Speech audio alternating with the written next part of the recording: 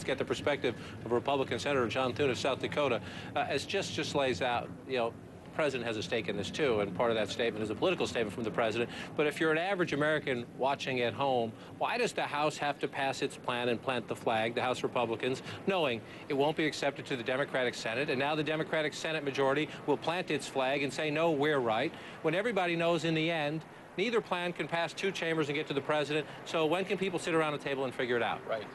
Well, I think if you go back to last weekend, they were very close. They had a framework in place. In fact, I think Leader Reid in the Senate and Speaker Boehner had come to an agreement for all intents and purposes, and then the White House turned thumbs down on that.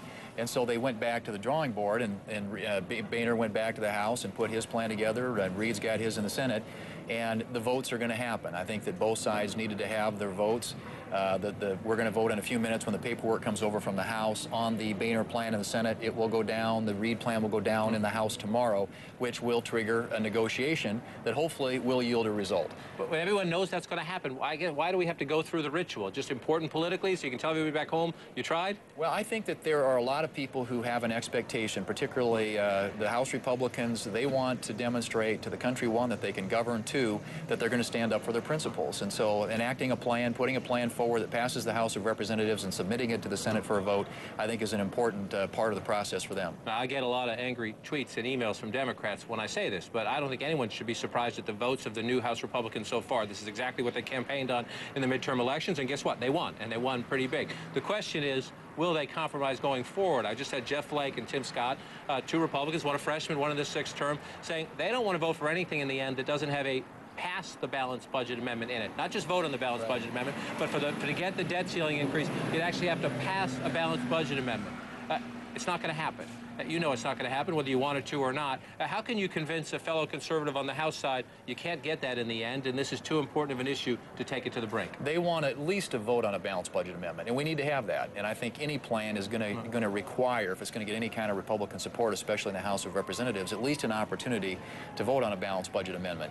But I think the key right now for most Republicans is, one, getting something that has some immediate spending cuts, and that would mean the Reid plan is not adequate on that regard because it's got $1 trillion in these phony cuts, and so there's going to have to be more of a commitment to spending in the near term, and then at least a pathway to get some entitlement reform with triggers that force action on that issue to get some additional savings. Those are two things I think they're going to have to be in there, and I think a vote on a balanced budget amendment is going to be pretty important too, John, in order to get any kind of Republican support for it in either the House or the Senate. As this plays out, one of the political arguments has been, and one of the serious financial arguments for anybody watching at home has been, even if you get a deal in the end, there's been some talk that the ratings agencies may downgrade the credit rating of the United States because this is so messy, because maybe it'll be a smaller deal than they want. I want you to listen to the president. Part of his argument saying, hey, get together and make a deal is that even if, let's say you're a conservative, you don't want taxes as part of this deal, if the credit rating gets downloaded, Americans are going to pay.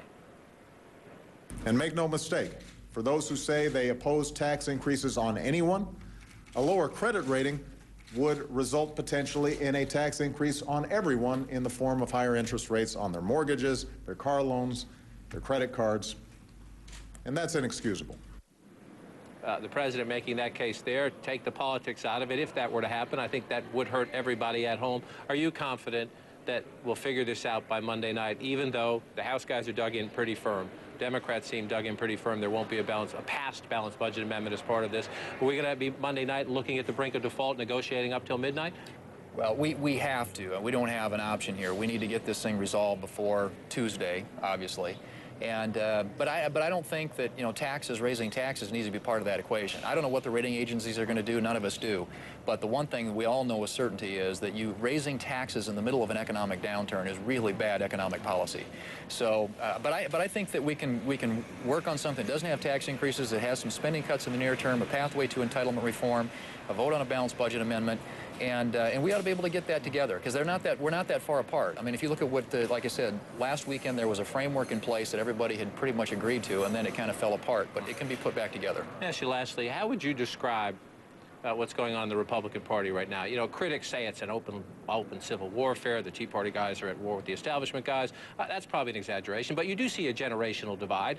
You do see a lot of guys who haven't served in Washington very long. When somebody like Senator McCain gets up and says, you're not going to get your balanced budget amendment, they say, why should we listen to you? You're part of the problem. You've been here all this time. How would you describe what's going on in the party right now with the fresher faces? Maybe they're Tea Party guys, maybe they're just new, and the guys who've been here a while.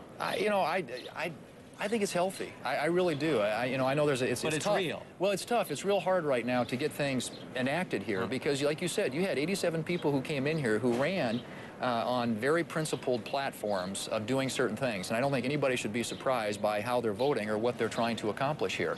And I think in the end that's going to be a good thing for our party because it's going to force us to adhere to our principles. But, you know, it's when it comes to legislating, it makes it a little bit more complicated. But we're working through it.